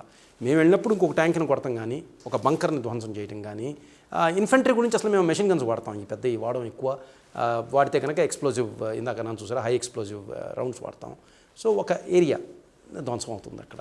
ఇప్పుడు ట్యాంక్స్ అన్నవి చెప్పే కదా, ఒక గ్లామర్ ఉంది వాటికి. అంటే యుద్ధంలో ట్యాంక్స్కి ఒక గ్లామర్ ఉందన్నమాట. సో ఆ గ్లామర్ వలన ఇప్పుడు మనం చారియట్స్ మీద ఫైట్ చేసేవాళ్ళు కదా ఒకప్పుడు, క్యావలరీ అనేవాళ్ళు, హార్స్ బ్యాక్ ఫైట్ చేసేవాళ్ళు. ఆ క్యావలరీనే ఆర్మర్డ్ కోర్ కింద most of the places convert అయినాయి అన్నమాట. పురాతన కాలంలో ఎవరైతే హార్సెస్ మీద ఫైట్ చేసేవాళ్ళో వాళ్ళందరికీ ట్యాంక్స్ ఇచ్చేసి ట్యాంక్స్లోకి తీసుకొచ్చారనమాట. సో ఆ గ్లామర్ వలన ప్రతి ఒక్కరికి ఇంట్రెస్ట్ ఉంటుంది. అందులోనూ పిల్లలంటే కనుక వాళ్ళకి ఈ ఆటోమోటివ్స్ అంటే జనరల్ ఇంట్రెస్ట్ ఉంటుంది, స్పీడ్ అంతే ఇంట్రెస్ట్ ఉంటుంది. సో ఇప్పుడు మేము అంత స్పీడ్తో వెళ్తూ కూడా గన్ను తిప్పగలిగి కాల్చగలిగి అవన్నీ చేస్తుంటాం అనమాట. యాక్రోబాటిక్స్ లాగా ఉంటుంది అది. క్రాస్ కంట్రీ వెళ్ళిపోతుంటుంది ట్యాంకు, కానీ గన్ మాత్రం స్టెబిలైజేషన్ సిస్టమ్ వలన అది ఎంత కింద తిరిగిపోతున్నా సరే గన్ మాత్రం అక్కడే పాయింట్ అయి ఉంటుంది అనమాట. గన్ అంత ఇది అవుతుంది అంటే ఆ గన్నరు దాన్ని అలాగా హ్యాండిల్ చేస్తూ ఫైర్ చేయగలిగి ఉండాలన్నమాట. సో ఇవన్నీ కొంచెం ఎక్సైట్మెంట్ క్రియేట్ చేస్తాయి. So that's what it is అండి. కల్నల్ సంతోష్ బాబు గారు సైనిక్ స్కూల్ కోరుకొండ ప్రోడక్ట్, అంటే నా స్కూల్ మేట్ అనమాట. వారు ఇచ్చిన సాక్రిఫైస్ని అసలు ప్రైజ్లో ఒక వాల్యూతో తూకం వేయలేమండి. బికాజ్ ఆ life it cannot be valued that way అనమాట, ఫ్రాంక్గా చెప్పాలంటే. వారు ఆ త్యాగం చేస్తున్నప్పుడు నాకు ఏమొస్తుంది అని చెప్పి ఆలోచించి కూడా చేయలేదు సంతోష్ బాబు గారు. ఇప్పుడు గవర్నమెంట్ దాన్ని రికగ్నైజ్ చేసి ఆ త్యాగాన్ని, వారి పరివారాన్ని ఇట్లా చూసుకుంటాం చాలా మంచి స్టెప్ అండి. I congratulate the state government for having taken this kind of a positive step, because that motivates the others. ఏది ఇప్పుడు మాకు నార్మల్గా ఏమవుతుందంటే, సరే మేము త్యాగం చేసేస్తాం మా పరివారంకి ఏమవుతుంది అని చెప్పి ఆలోచన ప్రతి ఒక్కళ్ళలో ఉంటుంది. కానీ ఆ ఆలోచనను కూడా ఓవర్కమ్ చేసేసుకుని వెళ్ళిపోతారనమాట. ఎందుకంటే వాళ్ళకి దేశభక్తి ఎక్కువైపోతుంది అక్కడ ఆ బ్యాలెన్స్లో. సో ఎప్పుడైతే ప్రజల ముందుకు వచ్చి వాళ్ళని సపోర్ట్ చేస్తారు, మిగతా సోల్జర్స్ అది చూసి మోటివేట్ అవుతారు. ఎస్, మన దేశంలో మనం రెస్పెక్ట్ చేస్తారు, మనం లేకపోయినా మన పరివారాలను చూసుకుంటారు అన్న భావన ఎప్పుడైతే ఉంటుందో వాళ్ళు భయం లేకుండా ముందుకు వెళ్ళగలరు అనమాట. వాళ్ళని ఇంకా ప్రోత్సహిస్తుంది అనమాట అది. So that way I would say that it was a good step, a phenomenally wonderful step, and that's what most of the government should do. Correct అండి. ఇప్పుడు ఏమవుతుందంటే జనానికి తెలవాలండి హిస్టరీ. మనకి హిస్టరీ తెలవలేదనుకోండి, అసలు ఎందుకు త్యాగం చేశారు, ఎవరు వీరు, ఎవరన్నా కుర్రోళ్ళు అక్కడ వెళ్తున్నారనుకోండి, ఎవరో ఒకరికి ఆలోచన వస్తుంది కదా, అరే ఎవరి విగ్రహం ఇదని చెప్పేసి. సో ఇంకెవరో చెప్తారు కదా స్టోరీ, వీరిదండి, ఇందుకు పెట్టారండి, ఇక్కడ త్యాగాలు చేశారండి అని చెప్పి. సో ఇటువంటి విగ్రహాలు కొన్ని చోట్ల పెడతాం చాలా ఇంపార్టెంట్ అండి. I'm glad that they've done it. ఎందుకంటే ఆ హిస్టరీ తెలవటము, ఆ ఇండివిజువల్ గురించి తెలవటము మిగతా వాళ్ళని కూడా ఇన్స్పైర్ చేస్తాయి చేయాలని చెప్పేసి. Flag is the symbol of the nation అండి. అంటే అక్కడ ఫ్లాగ్ ఉందంటే అక్కడ నేషన్ ఉన్నట్టు అనమాట. సో ఎప్పుడైతే ఆ ఫ్లాగ్ని యూజ్ చేస్తూ రెస్పెక్ట్ ఇస్తారో, అంటే ఆ ఫ్లాగ్ అల్టిమేట్గా ఫ్లాగ్తో హ్యాండిల్ చేస్తారో, that shows that the nation is respecting the individual, the whole nation అనమాట. అక్కడ ఒక్క ఫ్లాగ్ అని కాదు, అంటే that flag is representing that 130 crore public with that flag అనమాట. సో ఆ సెంటిమెంట్ ఉంది చూసారా, అది కూడా దానికి మనం ఎక్స్ప్లెయిన్ చేయడం చాలా కష్టం. బికాజ్ ఇట్స్ అ సెంటిమెంట్, ఒక ఎమోషన్ అది. అందుకని చాలామంది ఆ ఫ్లాగ్ పడకుండా ఉంటాక కూడా ప్రాణాలు అర్పిస్తాకి తయారుగా ఉంటారు. పురాతన కాలంలో flag was the indication of the king అనమాట. So if the flag fell, they thought that the king fell. So ఆ ట్రెడిషన్ ఇప్పటికీ ఉంది. So across the world, all the countries believe that the flag is the symbol of the nation, representation of the nation. So when somebody makes the ultimate sacrifice of giving up their life for the nation respects them by showing that the entire nation is thanking them for their sacrifice by carrying out certain procedures involving the flag. Same అండి, ఎన్ని emotion అండి. You see ultimately కొన్నిసార్లు logic work చేయదు ఇవి చేయటానికి. లాజికల్గా think చేస్తే చాలా కష్టం అది అవ్వటం. You have to think about it in an emotional manner అనమాట. సో దీ songs all bring out that emotion. You connect with them. The lyrics of the songs are such that you connect with the nation, you connect with the sacrifices that the soldiers are giving in spite of whatever problems that they may have. So ఇటువంటి పాటలు ఉండటం చాలా important. Communication అన్నమాట. It is communicating that feeling of the nation, the soldiers, the public, what they feel with each other, about each other. మనం ప్రతి ఒక్కళ్ళు వీటిని ఉచ్చరించలేరు, ప్రతి ఒక్కళ్ళు కమ్యూనికేట్ చేయలేరు. సో ఎప్పుడన్నా మనం ఆ పాట విన్నప్పుడు అప్పుడు మనలో ఉన్న భావనలు బయటకు వస్తాయి అన్నమాట. So we enjoy that feeling. So అప్పుడు కనెక్ట్ అవుతాం మనం ఆ సాంగ్తో కనెక్ట్ అయ్యి మనం కూడా ఆ థాట్స్తో కనెక్ట్ అవుతాం. నేను దూబచర్ల అన్న గ్రామం వెస్ట్ గోదావరి డిస్ట్రిక్ట్లో ఉంది, అక్కడ జన్మించాను. మీరు అన్నట్టు మా నాన్నగారు, మా అమ్మగారు, మా పరివారం ఒక మధ్యతరగతి కుటుంబానికి చెందిన వాళ్ళము. My father doctor Katragadda Gopalarao గారు ఈ రోజున 89 సంవత్సరాల వారికి. మా అమ్మగారు క్రితం సంవత్సరం పోయారు. మా అమ్మగారు కాట్రగడ్డ ఇందిర గారండి. వారు మెటర్నల్ పరివారం తాతినేని ఫ్యామిలీ నుంచి వచ్చారు, అంగళూరు నుంచి. మా నాన్నగారు డాక్టర్ అండి. వారు ఆంధ్రప్రదేశ్ మెడికల్ సర్వీసెస్లో డాక్టర్ కింద పనిచేశారు. అమ్మగారు హౌస్ వైఫ్ అండి. మా నాన్నగారు ఈజ్ అ పర్సన్ హూ ఎపిటమైజెస్, అంటే వారు ఒక నిదర్శనం అనమాట. దేనికంటే being ordinary is being extraordinary అన్నదానికి వారు ఒక ప్రూఫ్ అండి, ఒక నిదర్శనం.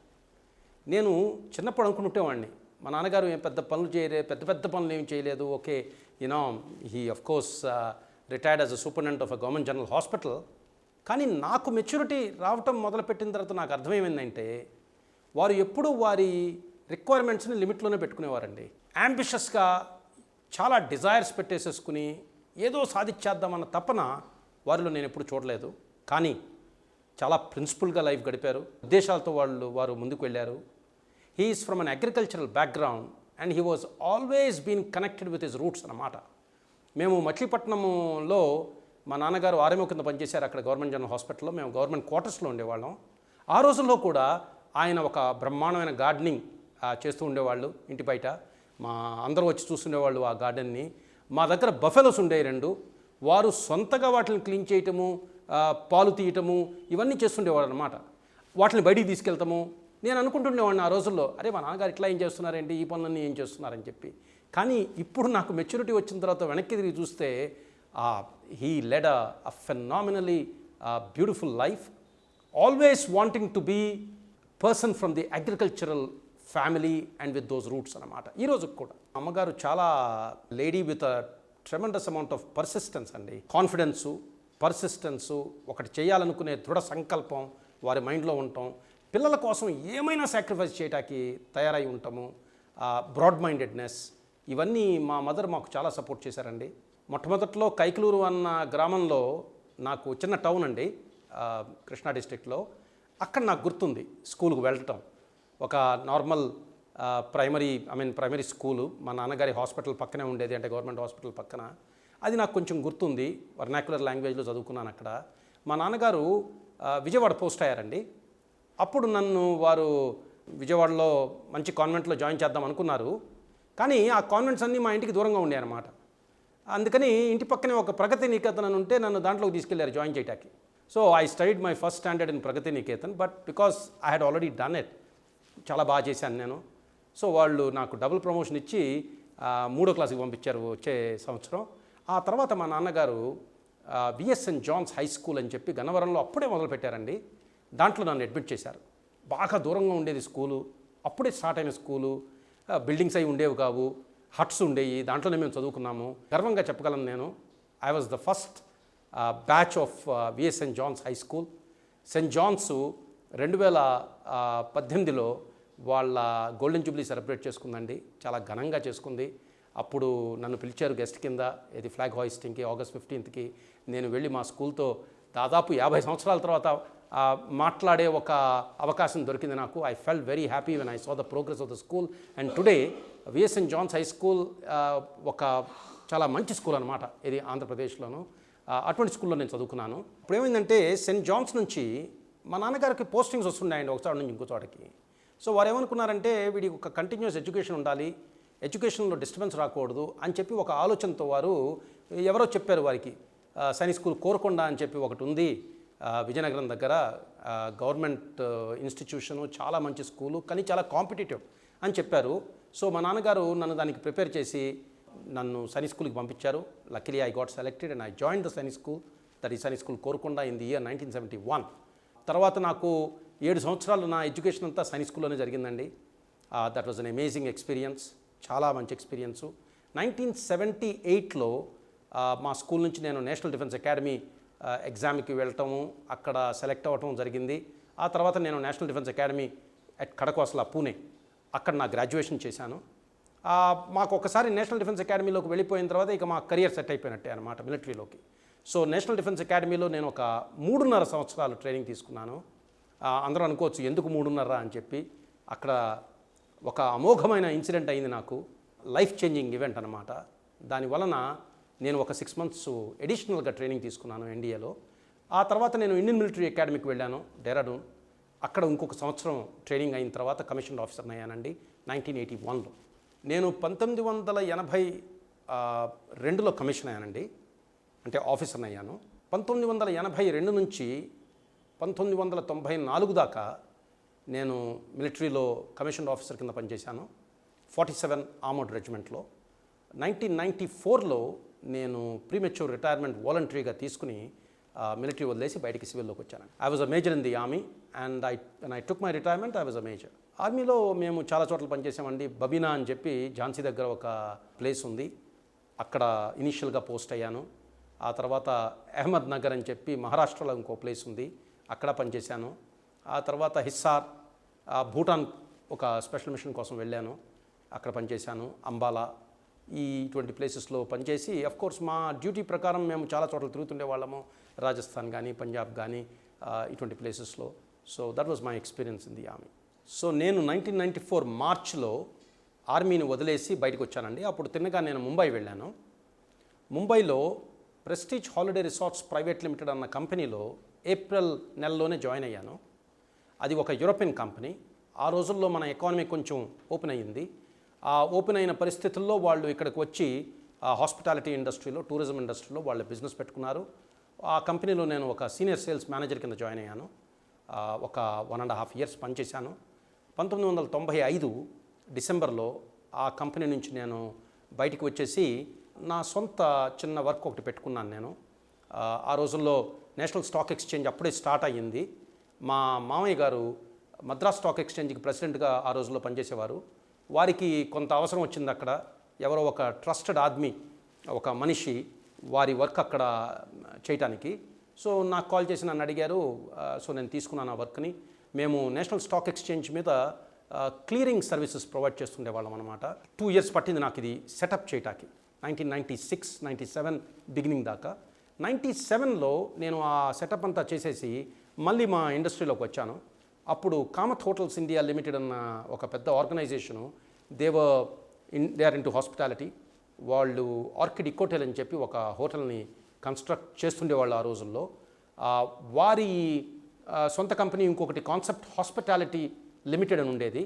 దాంట్లో నన్ను డైరెక్టర్ మార్కెటింగ్ అండ్ సేల్స్ కింద తీసుకున్నారండి 1997లో.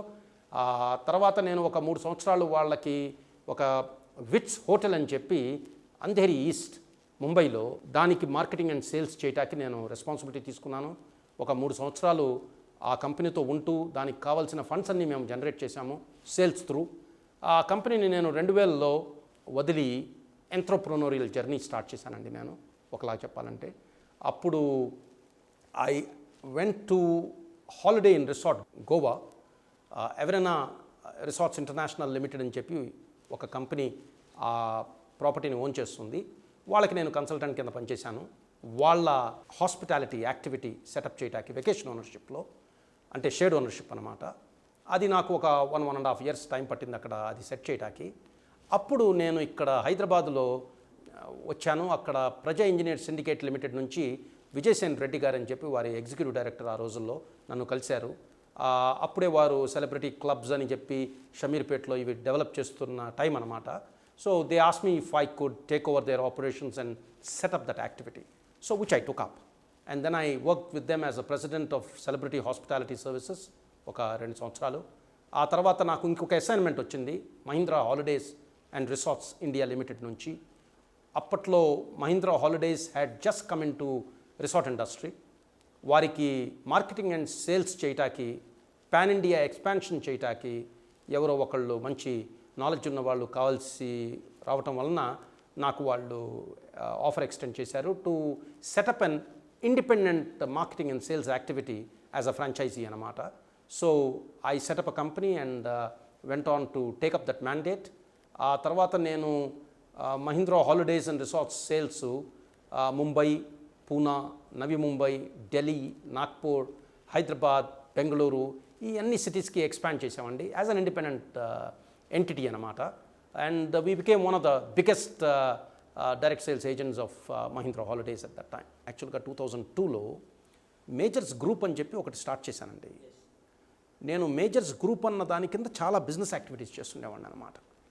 కన్సల్టెన్సీ ప్రొవైడ్ చేస్తుండేవాళ్ళం. ఇట్లాగా ఎవరికైనా మార్కెటింగ్ అండ్ సేల్ సర్వీసెస్ కావాలంటే కనుక అవి కూడా ఇండిపెండెంట్గా ఇస్తుండేవాళ్ళం అనమాట. సో నా దగ్గర చాలా యాక్టివిటీ ఉండేది ఒకే టైంలో. అంటే మాకు నేషనల్ స్టాక్ ఎక్స్చేంజ్ మీద చెప్పాను చూసారా, ఆ క్లియరింగ్ అండ్ సెటిల్మెంట్ సర్వీసెస్ అది కూడా కంటిన్యూ అవుతుండేది. ఇక్కడ నేను మహీంద్రా వాళ్ళకి సర్వీసెస్ ప్రొవైడ్ చేస్తూ కూడా అప్పుడు అవుతుండేది అనమాట. ఇవన్నీ ప్యారలల్గా అవుతుండే అనమాట. ఈ యాక్టివిటీని అంతా నేను నా సొంత ట్రేడ్ నేమ్ మేజర్స్ గ్రూప్ అన్న యాక్టివిటీ నుంచి నేను చేస్తుండేవాళ్ళం అనమాట. ఫస్ట్లీ ఈ మార్కెటింగ్ అండ్ సేల్స్ దాదాపు మేము ఒక 250 మందిని ఆ రోజుల్లో ఎంప్లాయ్ చేసేవాళ్ళం. ఏది ఈ 7 సిటీస్లో అన్నమాట.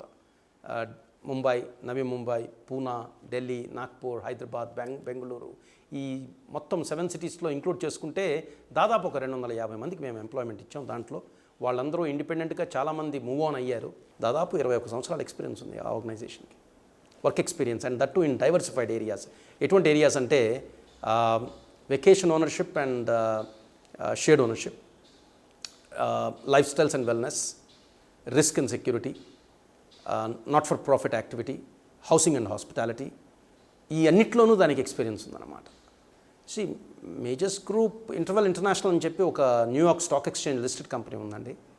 దానికి మేము కొన్ని సర్వీసెస్ ప్రొవైడ్ చేసాము ఇక్కడ. అదొక్కటే కాకుండా మేజర్స్ గ్రూప్ త్రూ నేను ఒక బ్రాండ్ని క్రియేట్ చేశాము, మిడ్ క్యాట్ అని చెప్పేసి. ఆ మిడ్ క్యాట్ అన్న బ్రాండ్ రిస్క్ అండ్ సెక్యూరిటీ వర్టికల్లో చాలా బాగా ఎస్టాబ్లిష్ అయిందండి. It's one of the fastest growing brands in India. And we also set up a brand called G Zone, which is in the lifestyle vertical. And that's also acquired a good position for it self.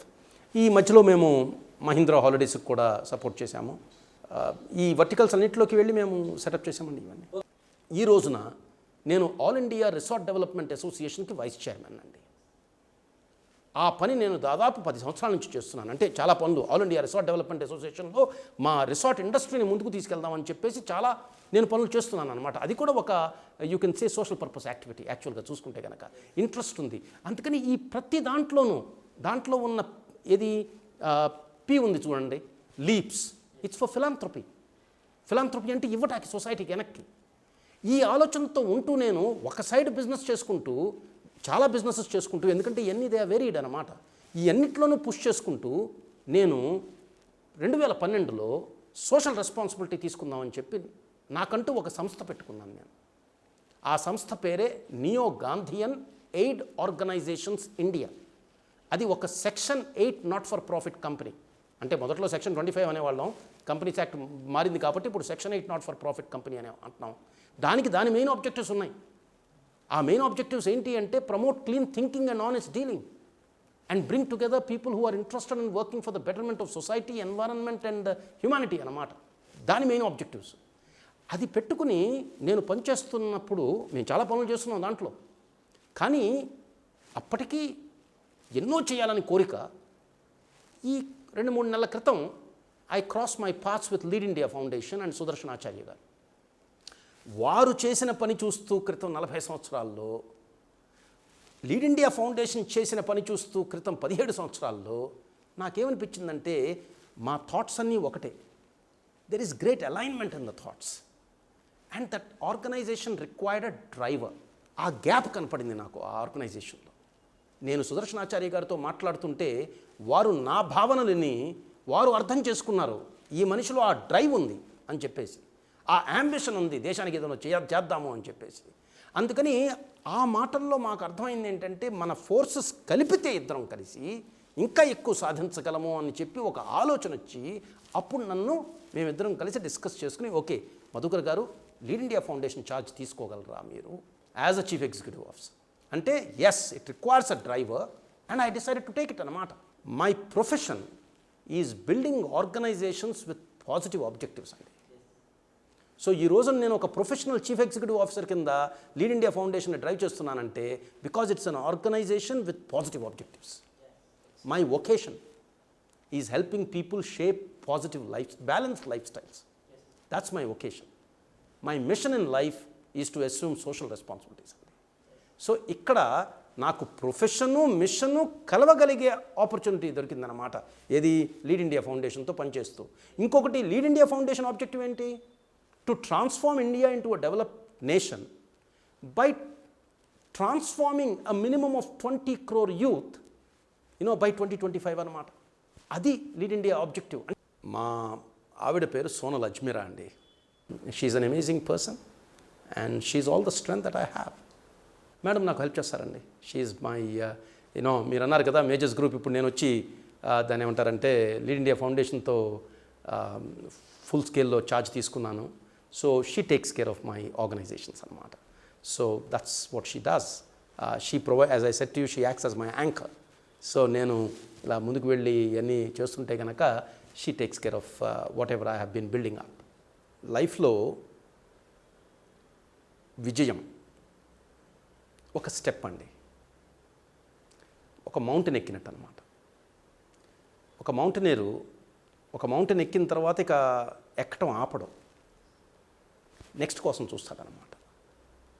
ఇంకా ఏమన్నా పెద్దదుందా అని చెప్పి చూస్తుంటాడు. అందుకని life కూడా ఒకలా చెప్పాలంటే especially ambitious పీపుల్కి మౌంటైన్స్ లాగానే ఉంటుంది, మౌంటైన్స్ ఎక్కడం లాగానే ఉంటుంది అన్నమాట. సో ప్రతి మౌంటైన్ ఎక్కుతున్నప్పుడు సపోర్ట్ చాలామంది ఇస్తారు. సో ఆ ప్రతి జయంలోనూ వాళ్ళ ప్రతి ఒక్కళ్ళ కాంట్రిబ్యూషన్ ఉంటుందండి. ఇంకొకటి ఏమవుతుందంటే ఒక చిన్న మౌంటైన్ ఎక్కినప్పుడు చేసిన సపోర్టు ఒక పెద్ద మౌంటైన్కి ఎక్కినప్పుడు కూడా ఆ సపోర్ట్ కంటిన్యూ అవుతుంటుంది అనమాట. ఎందుకంటే అక్కడ అది నేర్చుకుంటాం బట్టే అక్కడ దాకా వెళ్ళగలిగాం మనం. సో ఈ పయనంలో మనకి సపోర్ట్ చేసిన వాళ్ళు ప్రతి ఒక్కళ్ళు ఉంటారండి. అంటే అల్టిమేట్గా parents are the first support అనమాట మనకు ఉండేది. వాళ్ళు ఇచ్చిన ఫౌండేషన్ మీదే మనం అంతా తీసుకువెళ్తాం. ఆ తర్వాత వచ్చేది గురువులు, ఆ తర్వాత మన ఫ్రెండ్స్, సొసైటీలో మనం పనిచేస్తున్న వాళ్ళందరూ. మన జర్నీలో మనతో పాటు పయనించిన ప్రతి ఒక్కళ్ళు మనకి ఏదో ఒక సహాయం తప్పకుండా చేసి ఉంటారండి. అందుకని నా ఈ పయనంలో ఎక్కడి దాకా నేను వచ్చాను అంటే కనుక, ఇక్కడ దాకా నేను సర్వైవ్ అయ్యానంటే కనుక, it is the contribution of many many people అండి, నాట్ వన్. ఒక్కళ్ళను అనలేము మనం అసలు. అంటే పేరు పేరున చెప్తూ వెళ్తే కనుక లైఫ్లో చాలా మూమెంట్స్ ఉన్నాయి. పడుతుంటాం, ఆ పడినప్పుడు లేపేవాళ్ళు ఉంటారు చూసారా, ఆ చిన్న హెల్ప్ అన్నమాట, కొంచెం లేపటం. ఆ contributions have brought me till here అనమాట. అందుకని అటువంటి వాళ్ళు నా లైఫ్లో చాలామంది ఉన్నారండి. And I will have to thank all of them tremendously. చిన్న హెల్ప్ కాదు వాళ్ళు చేసినవి. మనందరం నార్మల్గా గుర్తెచ్చుకున్నప్పుడు పేరెంట్స్ని గుర్తెచ్చుకుంటాం, ఫ్యామిలీని గుర్తెచ్చుకుంటాం, కొందరు క్లోజ్ ఫ్రెండ్స్ని గుర్తెచ్చుకుంటాం. కానీ నేను చెప్పాను చూసారా, పడిన ప్రతిసారి పక్క నుండి లేపటానికి హెల్ప్ చేసిన వాళ్ళు ఉంటారు చూసారా, వాళ్ళ support is what's help me to come up to here sir.